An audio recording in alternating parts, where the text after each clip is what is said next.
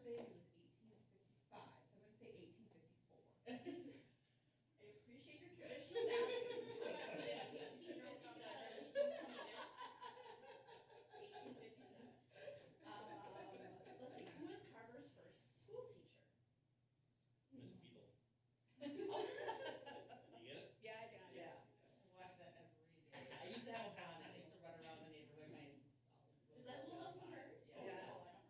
We need a Miss picture. Beetle? She was a school teacher. I did not, well, clearly, thank you. Remember when that Meade substitute came in and got after Laura, and then Charles came in and set up straight? Okay, George Bennett was the first school teacher. We'll save the rest for later. Oh, yeah, we found some This is old trivia awesome, for, yeah. in the old welcome book, City of Carver from like 1999. And we got completely distracted.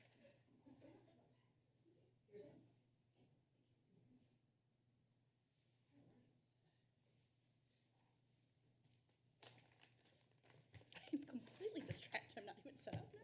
That was fun. That was fun.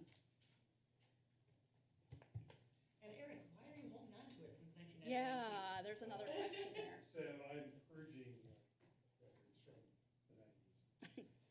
All right, it is 7 o'clock. I will call the meeting to order. Please join me for the Pledge of Allegiance. I pledge allegiance To the flag of the United States of America and to the republic for which it stands, one nation, under God, indivisible, with liberty and justice for all. All right, can I get a motion to approve the agenda, please? I'll make a motion to approve the agenda. A motion by Councilmember Mock, Second. and a second by Councilmember Pasco. Thank you so much. All those in favor say aye. Aye. Opposed, same sign. Motion passes. All right, community comment. Are you guys here for community comment or to speak about the public services space study? Public service. Yeah, just more information on it. Okay, then I won't read my whole disclaimer here. Okay, let's see, presentations and reports. Up first, we have community listening session for the public services space needs. Mr. Mareck. Thank you, Mayor and Council. Just one moment while we get this popped up on the screen. Okay. It just got warm. It's Yeah, I You noticed the feel difference. okay? Oh, no. It's not just you, it's the whole room. Outside to the basement to here, like definitely just from downstairs to here. I'm gonna grab my phone.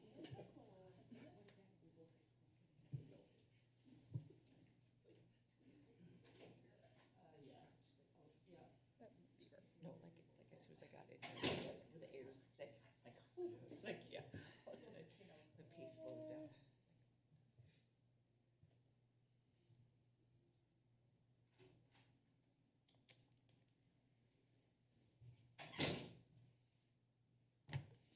All right, thank you, Mayor and Council. So want to introduce some specifics about kind of the listening session. We don't do these very often. I think the last one, frankly, we did is for the City Hall project. And then a little bit of information just about public services for those that are in attendance or those that might be watching at a later date. Because of so many projects that the city kind of reviews or the city council reviews in this room have kind of rules and regulations and obligations related to an application for land use or an ordinance. There are different, I would say, rules that sometimes make conversations about whether or not the city or the city council specifically should support something challenging.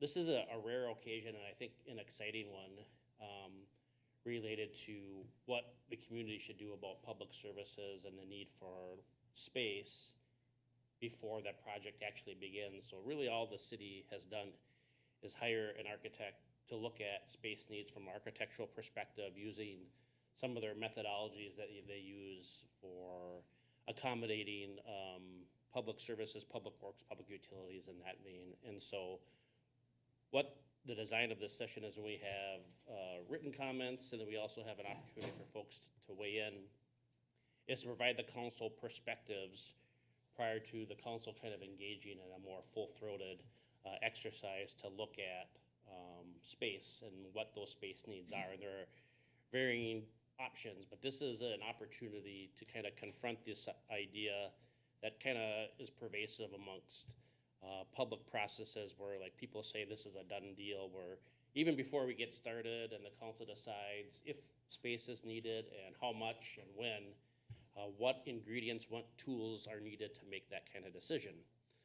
So what to expect? So tonight the council's here to listen. There might be a member of the council that asks a clarification question on process, but we're not looking to debate. We want to have a free flow of opinions, but not necessarily confront an opinion with another perspective.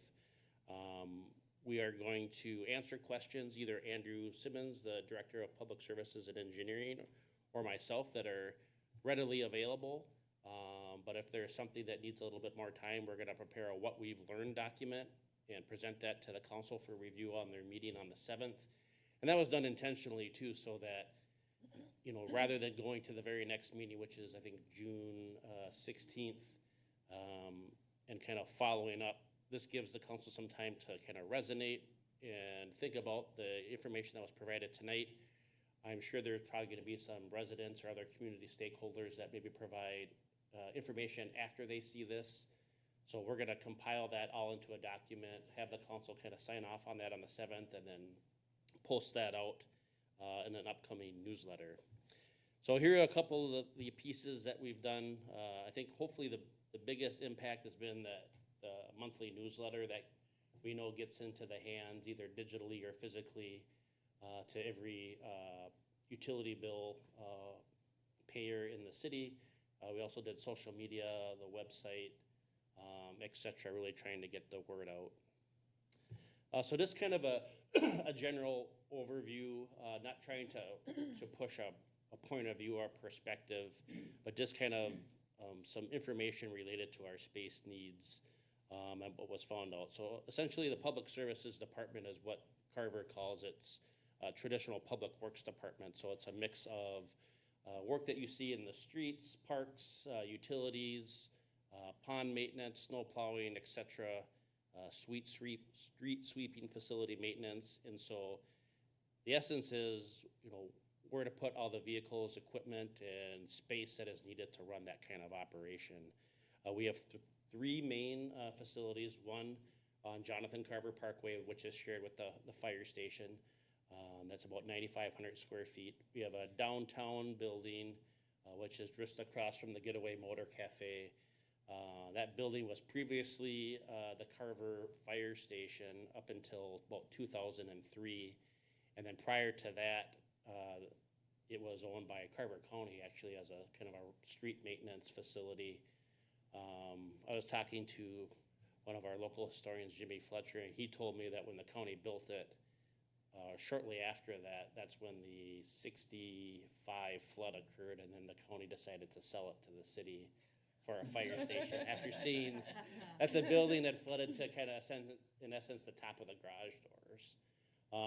And then kind of following that kind of theme, the Lions Park building, which is at 700 Mount Hope Road, at one point, that was the only building for public works until again, the new fire station and public works facility was co-located at 801 Jonathan Carver Parkway. Obviously, there are a bunch of different spaces where we store different things, but primarily these three buildings serve as kind of the meat and potatoes of vehicle and equipment storage in the community. So here's kind of a, excuse me, a kind of a blueprint layout of how that lays out. Fire station on the south side of the facility, public services on the north side. There's some shared spaces in between.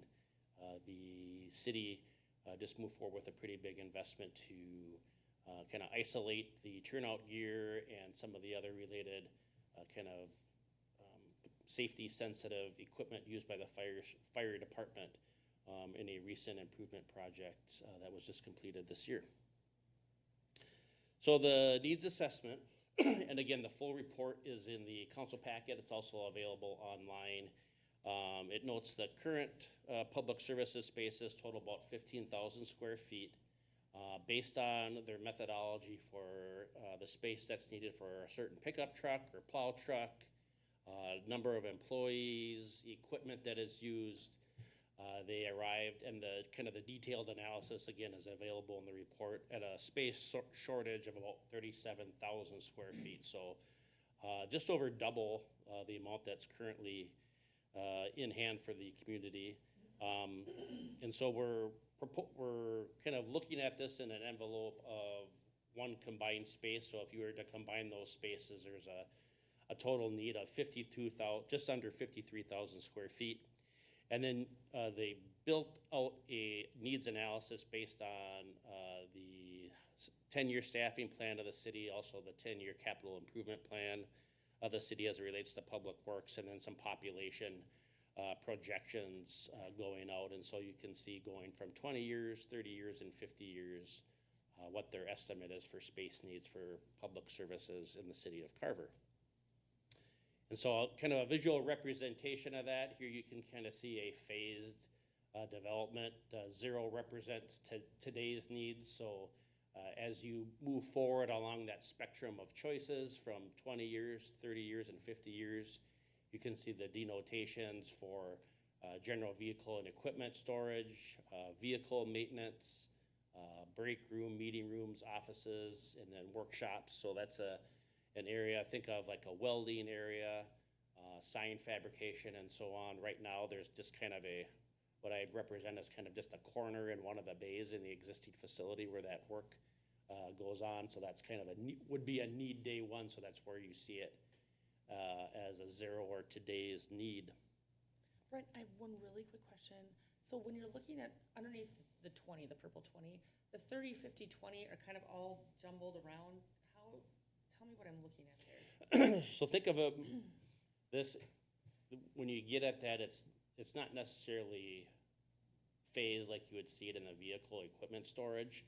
That represents space that is needed. So the 0 space need is what's needed today, but then that kind of little darker brown in 20, that's what's needed for 20 in addition to the 0. So based on when you get to the part of kind of design development and fitting all the blocks together, you might construct it in a different way to get at that 50-year need and be able to plan for it. But for the purposes of this diagram, it's kind of all blocks together and not laid out in a way that you'd actually construct it. Okay, thank you. Here's kind of a site concept. I think one of the things that is important for the community and the council to discuss is, where this facility is and does it allow for space to grow. Thinking about the existing facility, in most cases, there'd be a pretty big push to keep public services in the space that it is, but that, as some people know in the community, that space is landlocked just with the development of the Mueller's Pit, and so there's just really nowhere for that space to grow. And then considering kind of Carver's projected development kind of track, obtaining land and making sure that a future facility doesn't become landlocked and then create another need in the future is probably a priority, or I would offer could be a priority for the community to consider. And so based on the study, they're estimating or recommending a 21-acre site that fills the 50-year need, but also gives a site expansion area for some future need, provides what they call boneyard storage, or just kind of like that ugly storage of either gravel or black dirt, kind of waste. In essence, one day, 75 years from now, in this kind of generic site, you might end up building a cold storage building that you just kind of cycle through different equipment depending upon what the needs of the community are. So as with any of these things, I would say these are variable based on the site, based on the properties that are available, based on the investment that the community wants to make. So you can shrink that or grow it based on kind of what factors are out there in that decision-making process. And then I think I would offer one of probably the most significant pieces for the community is that opinion of probable costs. Anytime you're talking about an investment that covers a 50-year need, the cost can get real expensive real fast. And I would offer that, these costs are based on boxes at this point. And so you'll see kind of later on that the design development process where the council and the community kind of weigh in and say, design something with this in mind will give you a way better snapshot of what to expect and what the costs are. But the ranges on these can be fairly significant based on the construction type, how much land you get, when you build it. As you can see, one of the things that we've learned from going through some of these processes, and I believe as Councilmember Pascal had mentioned it, is like, that present day cost, there's no way, initially we had that probable cost for 2025. Well, there's no way we can construct a facility, even if everyone said, yeah, do it tomorrow. It just couldn't happen. And so right away, those costs are out of date. And so the present day costs do give you kind of like a basement of like, this is what it costs today, but depending upon what year you go and choose to make that investment and how big it is and what that overall project looks like, these numbers can vary, but it does give you kind of a snapshot that kind of, next to just kind of pushing forward with the existing facilities, there's a significant investment at any level. So what to expect next steps? So tonight is the community listening session. There's an opportunity for folks to come up and present to the city council their point of view. Again, if there's a question that we can answer on the spot, we will try to do that, but we'll take good notes and try to assemble a summary document. On the 7th, we'll present that summary document to the council on the 21st, if the council is comfortable.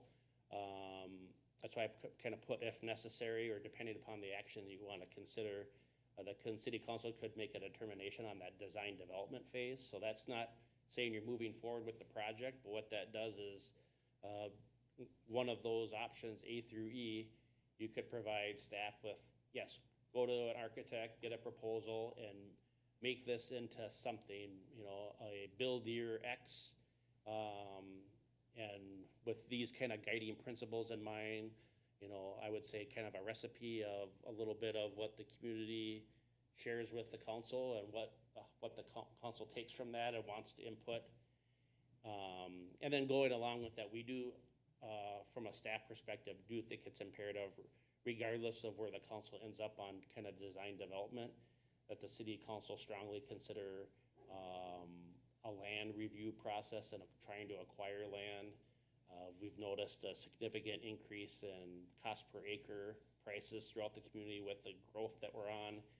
And so having land will also be helpful in the design development process, because you'll be able to understand what type of construction methods, what type of building orientation might need to be accommodated for or considered when going through that next phase of development.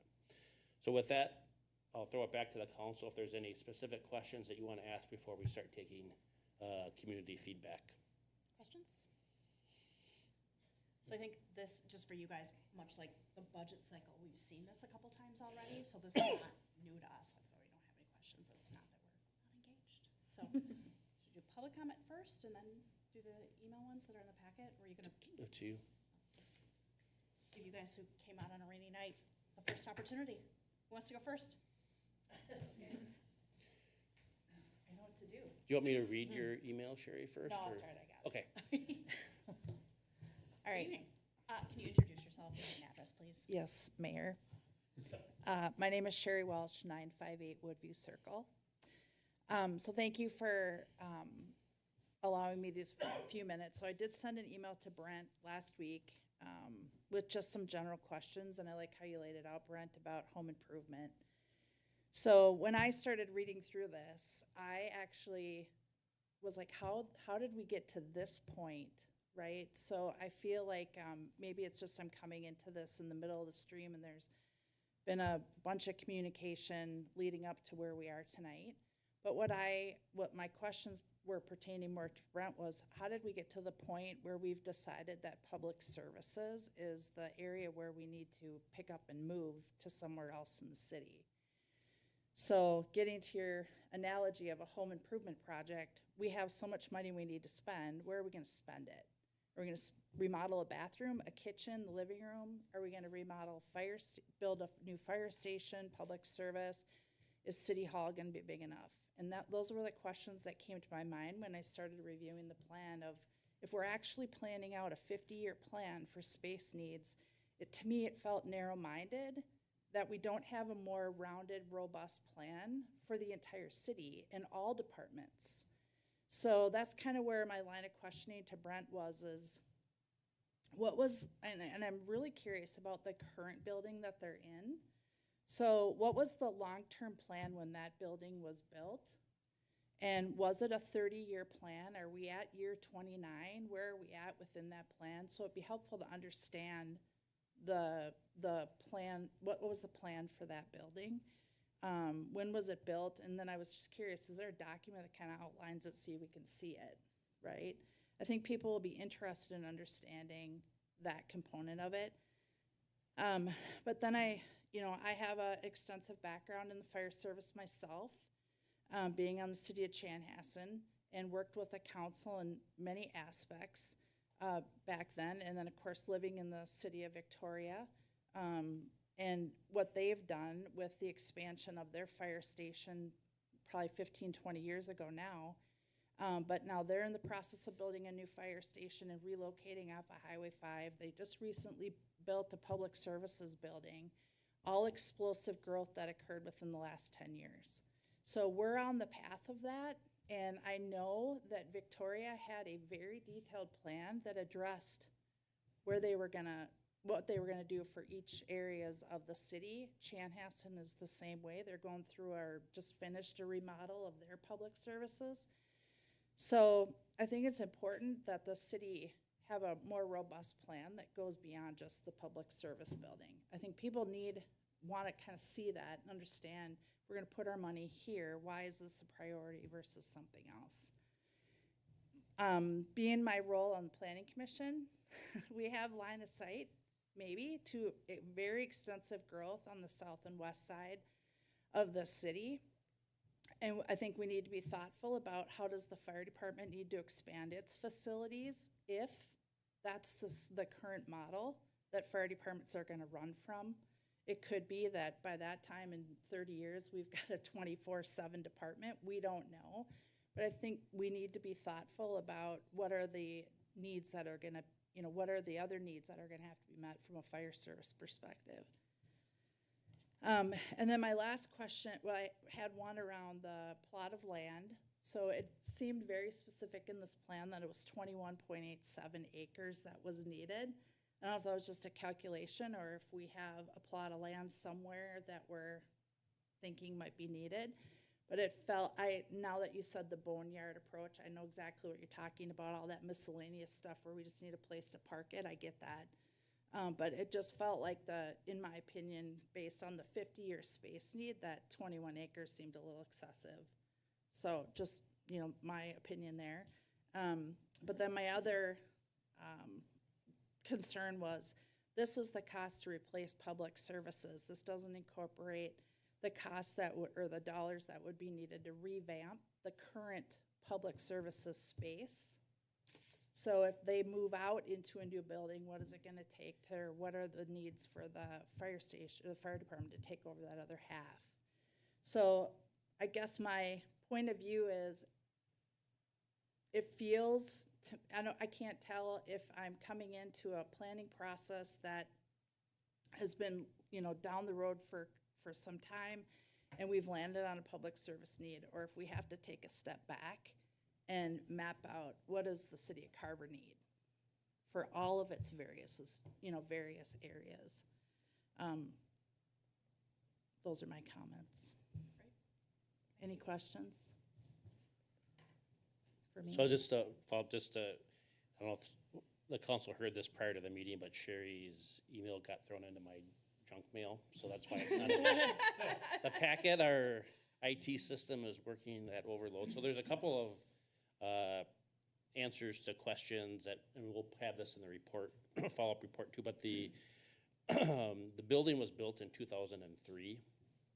There was not a long-term plan for that current building, and to my knowledge, there isn't a document that outlined that. I would offer that 212 and what Carver is today was likely a fantasy for Yeah. the community at that time, because 212, I think, was only announced in 2007 or 2006. And so the idea of Carver, by current estimates right now, we're at about 7,600. That idea of Carver being 7,600 with a fleet farm, just, to my knowledge, there was 2 failed referendums on that existing building. Firefighters went kind of door to door to get a referendum adopted for that. So,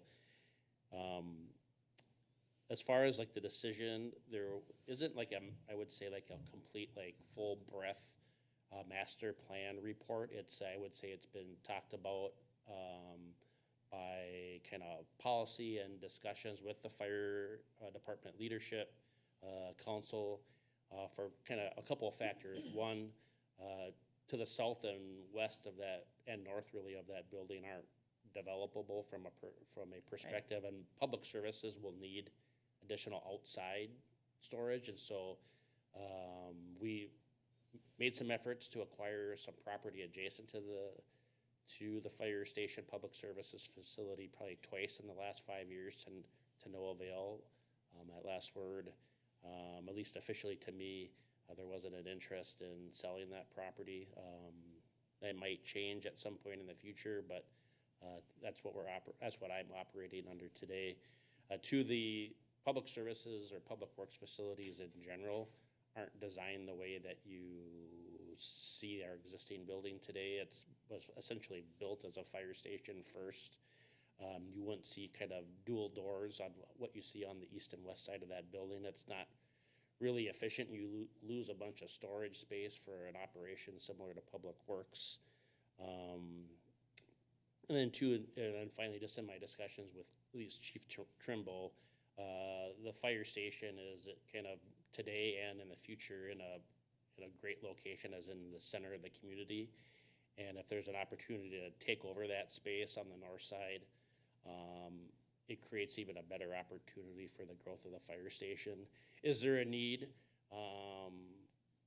to kind of master plan? I think there's kind of these, at least from my perspective, a deep breath scenario where from the day that I started till 2019, it was all City Hall all the time. And I think if we get past the public services piece, there'll be kind of another deep breath, and then it's like, okay, what does this look like to kind of get at that? Because I think that is very good planning. I would say the cost to revamp that space, it hasn't been identified as like a day one need to get the fire department more space. That hasn't come back in any of the work that we've done.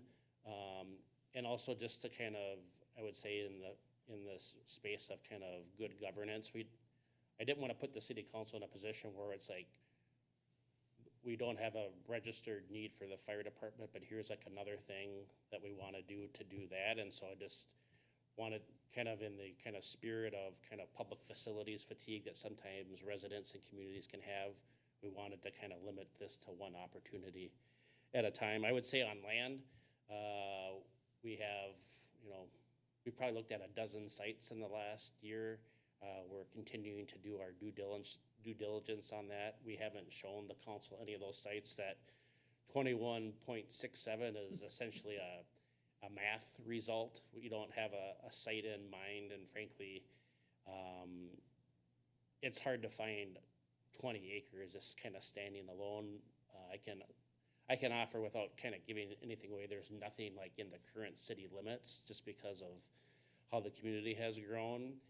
And traditionally, it's hard to find, a farmer that has 120 acres to say, well, we just want 20 acres of it. Yeah. And so there's a lot of kind of nuance to that. I think I covered, the items that you had for questions. Did I miss anything? Okay. Thank you. Any follow-up questions? Nope, I'm good. Thank you. Add a comment? Sure. All right. I wanted to thank you for coming up and just asking to think big and plan big. Yeah. And share it. I think that is something that I experience on the council today, that what we do we really do look decades past our own participation on this council. And I think sometimes, and Brent will say this far more eloquently, there's a little bit of a fear, we don't want to scare everyone's pants off by just dumping all of the plans out at once. But as you said, you have line of sight to the growth of the community. And we are looking at all of that. And thank you for saying that out loud. And thank you for asking that out Yeah, loud. you're welcome. Thank you, Eric. Thanks for coming All right, thank you. Would you like to make some comments? I guess not as eloquently prepared. Good evening. If you don't mind introducing yourself, your name and address. Nathan Messer on 2017 Tamarack Road. So we're in one of the newer developments. We have come from Victoria, and that was the first thing I thought of, and you brought it up, because I watched them go through an upgrade as well. And you kind of been mentioning why you can't build on the current site. I always thought Victoria was, why would you make this nice facility like you guys have here too, and then you go and create another whole building? Wasn't their line of sight, as you, in your words, in planning for future growth. But it sounds to me like the gravel pit is the problem, I understand, partly there. So I guess maybe just for all cities for that matter, it's probably hard to plan out. But it's not like a lot of these communities are being landlocked. Victoria had the same problem. I was actually a little disappointed when I heard that. I said, we just put that facility up not that long ago, and then they're talking about creating another whole building again. I'm like, so we're not planning thoroughly through that. So kind of what has been echoed there, I just say, yeah, just look to the future, and I know it's hard to find land. We're in, of course, a new development, and land's very expensive, as you guys know already. So, yeah, so I guess my thought process is really just as we plan for future growth, that we just try to look at the surroundings and what that future projection might look like. But I understand the circumstance with 212 kind of caught us a lot off guard. I mean, Victoria was the same way where we were. The growth came in very fast, and they're struggling with Highway 5. It's a mess. So they have their challenges, and you guys have their challenges now with being landlocked in that area. So that was all I want to say. Thank you. Thank you so much. Appreciate you coming. So I'll move to the written comments, Council. So the first one is from Eric Beloy, 1418 Nutmeg Circle. Public Services needs their own space. Half their equipment sits outside now. Inside space is jam full. Carver is growing. City needs are growing. To attract and keep talented employees, they need space and facilities. If when Public Works vacates current facility, assuming fire department takes over entire building, they need space too as Carver grows. We'll need to budget for conversion to make whole building a good fit for fire department. And this is Ann Gayat. Hopefully I didn't butcher that name too poorly or too badly. Ann is from 301 Sibley Street. The current study demonstrates that you're running at a 50% capacity based on needs at this time. There is not a clear case made as to what the deficits are and the negative impact on running at this deficit. The city needs to consider a phased approach at a rate that is tolerable for citizens. It's not appropriate to be running at 50% capacity, then I assume you'll reach 100% and maintain that over the course of 5 years. Given current inflation rates and economic status, this needs to be taken into consideration. Additionally, City Council needs to consider what other fundraising or line items will be cut in order to make up the deficit. I would like to hear what the City Council is doing to right-size the budget. While I understand inflation is causing an increase to budgetary expenses, an increase in taxes cannot be the only solution. It should be an exception that expenses should also be cut proportionally as well. Third here is Jeffrey Hine from 608 Carver Bluffs Parkway. The Public Services Space Needs is obviously a well-constructed and comprehensive report. My congratulations to the City Council for commissioning this study.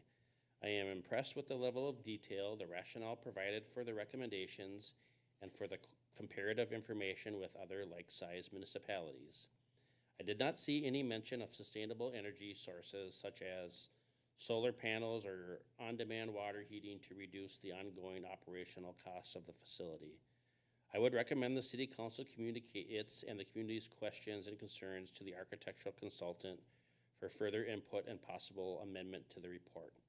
Once satisfied, I would recommend the city council entertain a motion to vote on the adoption of a plan to initiate the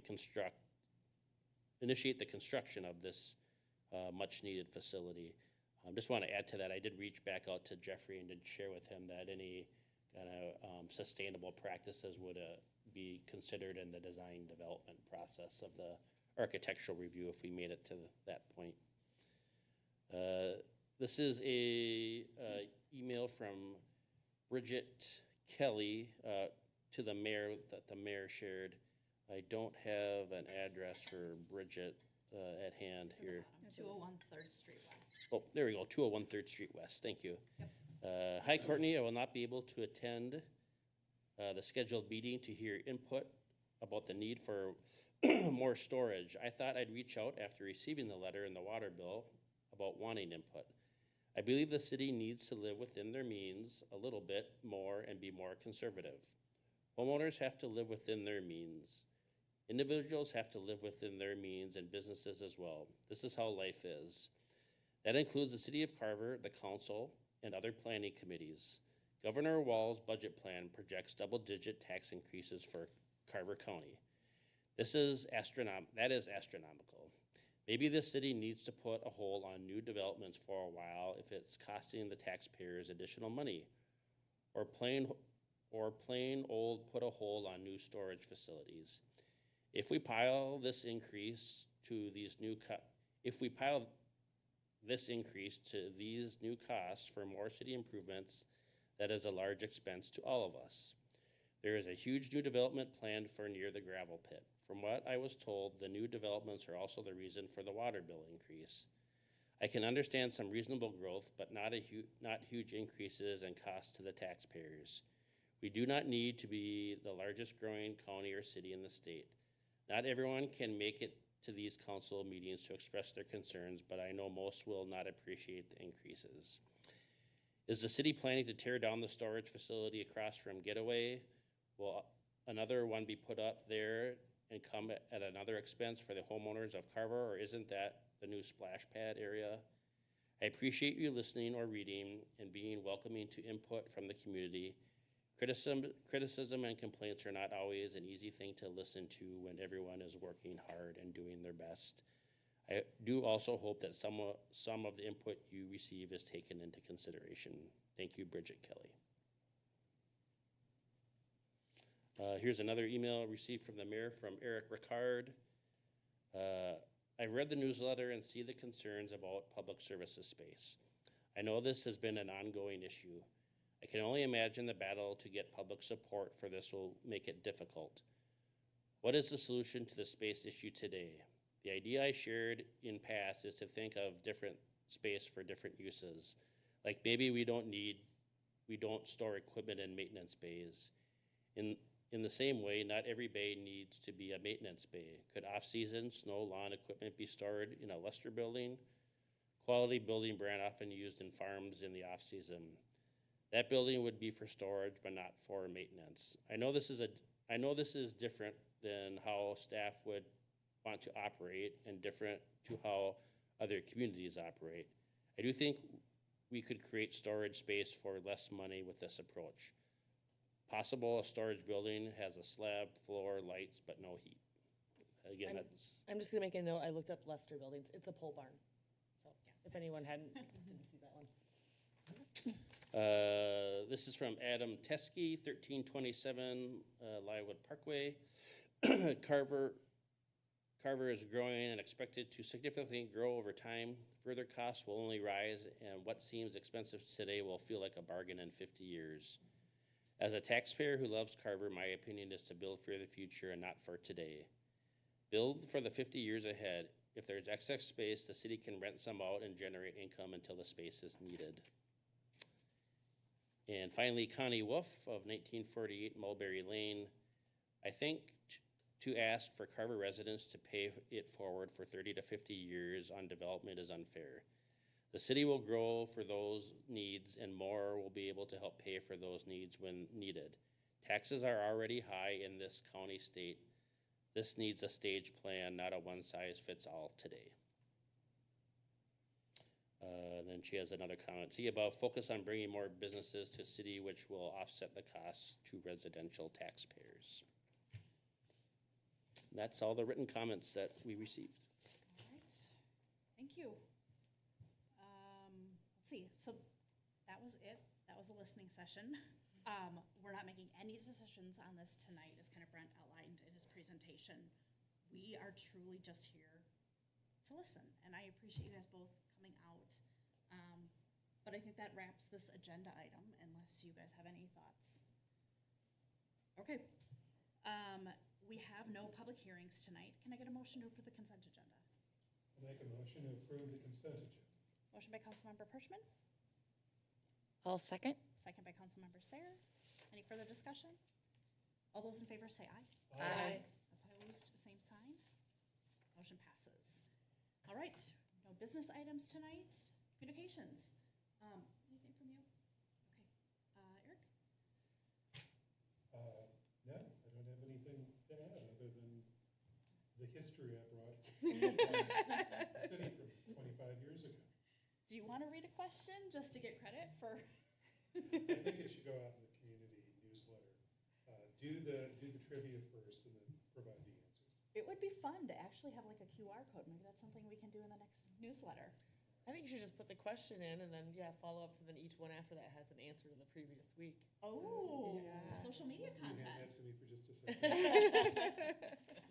So for our many audience members, Tens and tens. for those that might look back, we've been talking about the future of the city in the next 50 years. It is quaint to look at a community guide provided by the city from 26 years ago, and how far this community has come since this was printed. So prior to the meeting tonight, we were enjoying how limited in scope this really was and how far we've come. So as we plan for the next 50 years, I think maybe we'll publish a little bit of this in the newsletter. All right.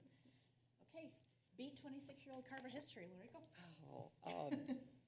I have, I appreciate all the emails that came in for the listening session and those that came and were able to attend in person. Knowing that we're not going to have the chance just because the agenda and other projects, things until July 7th. But also, like, people can give us, we want feedback anytime. Is there a time where maybe we would, want to, is it still open for feedback, or is there, a cutoff date? But also, we will take feedback on anything at any time, but Yeah, specific. good question, Councilmember Sarah. I would say, at least from our perspective, that the door for engagement and feedback will always be open, probably no matter where the city's at in the process. I would also offer that if the council makes a choice to go down a path, whatever path that is, on the 7th, then feedback becomes limited to that path. Doesn't mean you couldn't advocate for another path, but it also then says, a step has been taken, so please don't feel aggrieved that a step has been taken. And let's just because it's not listed as an option, let's just say that council says, we want to plan for 8 years, and you go down that path to build a building for space needs out 8 years. That doesn't preclude someone from coming in when those plans are revealed and say, you know what, I looked at this, and I think we should build for 7 years, or 9 years, or 10 years, or 30 years. It's just the conversation is gonna evolve, decisions are gonna evolve, but if we do this process right, we'll always be reaching out and hopefully continuously be getting feedback that you can use to inform your decision-making process. Okay. And then I have a question from a project, or is this considered a staged plan? There was, one of the emails had a comment about, they think that they wanted it to be something that would be rolled out in stages. That's kind of how I was thinking it when we see the decades and increasing square footage. Yeah, I mean, it's hard to speculate on what their actual meaning was. How I took it from is that build for what you can afford or need today, and then as those needs develop, add on. And but again, you could have 10 people that read that and take it in different ways, but based on, that's how I read it, I guess, is the simple answer. Okay.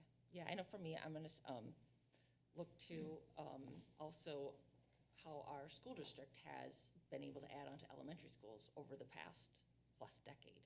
Like, and, you know, they can only build for what the student enrollment is, but then also, you know, plan for increased staff. So that's kind of a, to me, analogy. I guess I'll have to look into it more, but I think it's just great that they've been able to do that.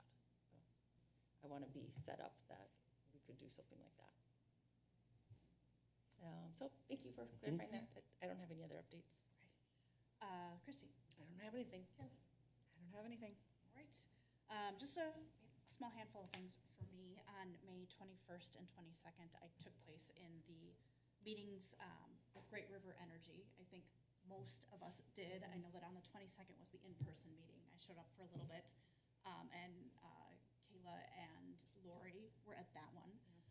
And then Eric and I both testified and submitted testimony at the virtual meeting on the 22nd. And I know you're out of town. This is meant to say Thank you, everyone, but for taking care of that while I was gone. I also submitted a comment letter today to the folks, and I think the administrative law judge said that she will have a decision by I think the group said by the end of August, and her body language said that seems a little early. So I think we'll see. There was information in our last packet for those of you who might be wondering what we're talking about.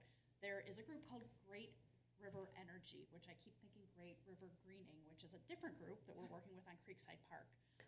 But they are proposing a new high voltage, very large power lines going in on what is right now Dahlgren Township, but is in Carver's future growth area.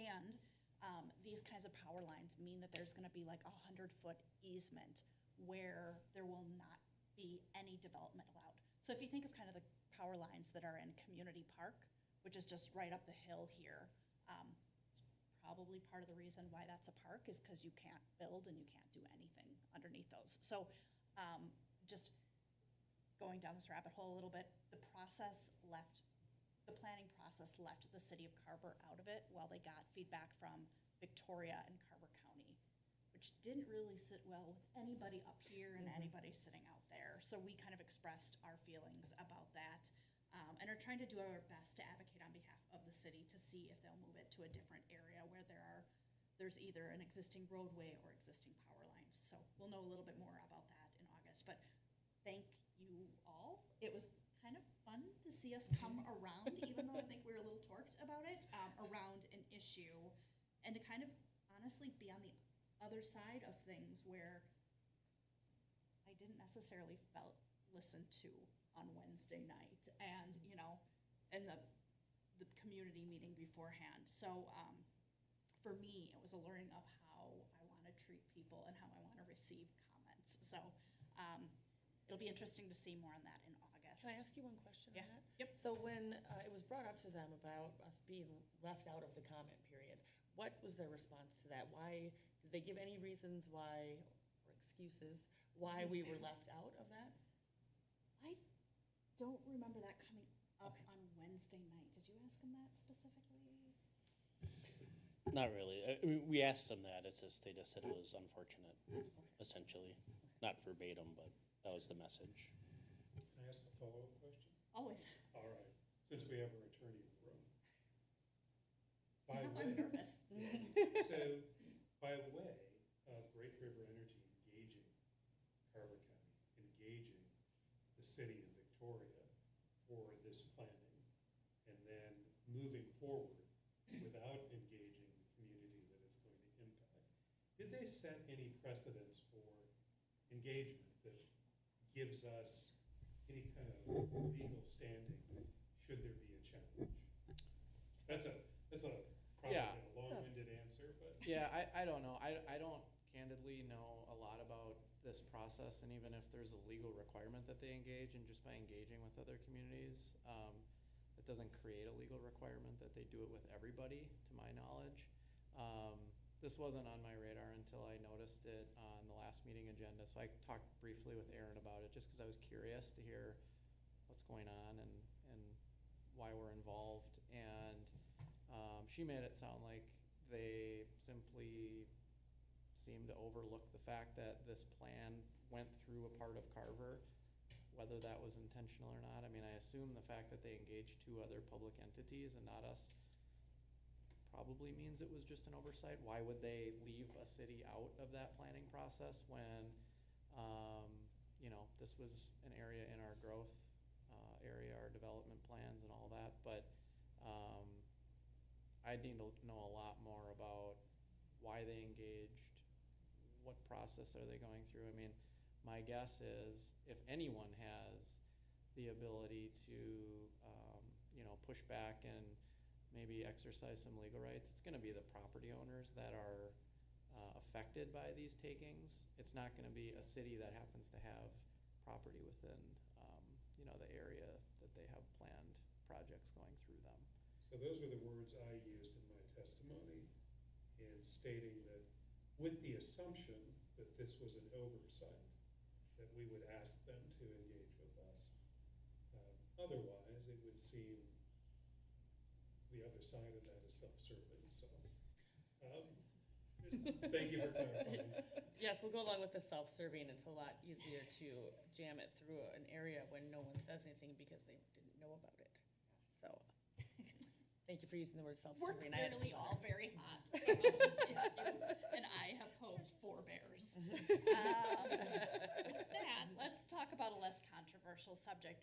Last Monday, May 26th, I participated, I think for the 5th year in a row, in the cemetery visits with the Chaska Legion and VFW, and they always do such a nice job. We start